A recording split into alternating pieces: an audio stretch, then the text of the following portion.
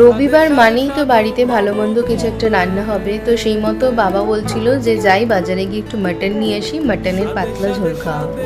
But আমরাই বাবাকে বললাম যে না, যে হারে গরম পড়েছে এই গরমে একদমই মাটন খেতে ইচ্ছা করছে না, তুমি বরঞ্চ চিকেন নিয়ে আসো, চিকেনের পাতলা ঝোল হবে।